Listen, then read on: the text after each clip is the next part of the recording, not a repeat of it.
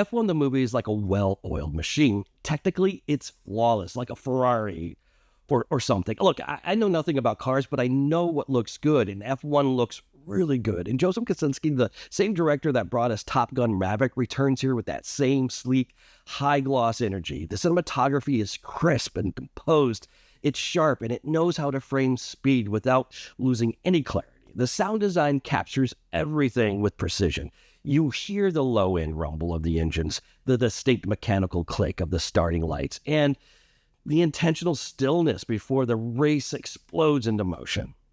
But I really want to spotlight the editing. It's tight, it's deliberate, beautifully timed. The way this thing moves, the rhythm, the pacing never drags, and it never overwhelms. And that's not easy to pull off in a film where speed is everything.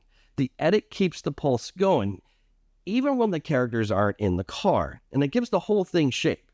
In the performances, Brad Pitt feels like he was built for this role. He's got that relaxed intensity, that kind of weathered charm that fits a washed-up race car driver with just enough backstory to make it interesting. And we're talking multiple divorces, a gambling problem, a major crash that rattled him, and yet he still carries himself with this quiet confidence.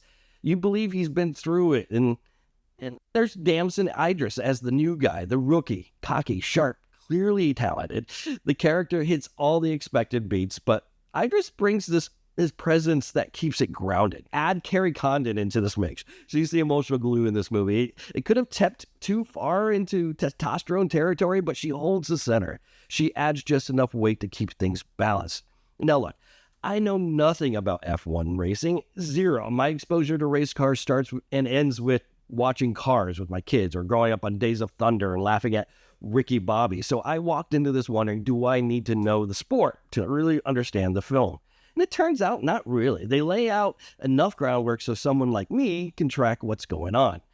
Now, maybe they tricked me into thinking I get F1, and I still don't, but I follow the story, and that's what really matters. And funny enough, my daughter's friend's dad actually does this kind of racing. And we've talked, but maybe after this, I'll be able to add something to the conversation.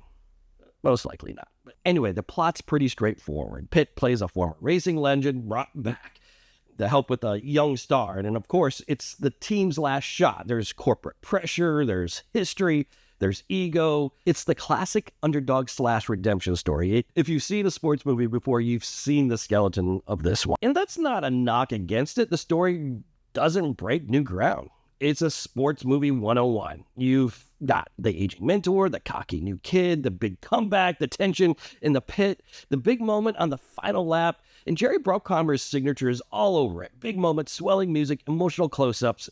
It's got that melodrama edge, that big budget heartstring tug. Nothing subtle, but it's confident. It is what it is. Honestly, it's not going to get a screenplay nomination. It's going to get technical awards. Absolutely. Editing, sound, cinematography. It deserves to be in that conversation. What lacks in script originality, it makes up for in craft. Now, if you're asking me would I have liked to see something a little bit more fresh, a little more unexpected, sure. But I still had a blast. I spent 2.5 hours inside an F1 car, and I was good with it. It didn't overcomplicate itself. It didn't talk down to anyone. It just delivered. It reminded me a little of Bull Durham, actually.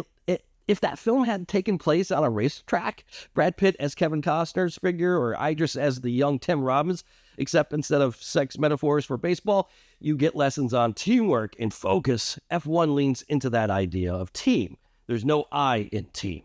It's all pretty formulaic, but sometimes formulas work because they connect with people. That familiarity can make it feel more accessible.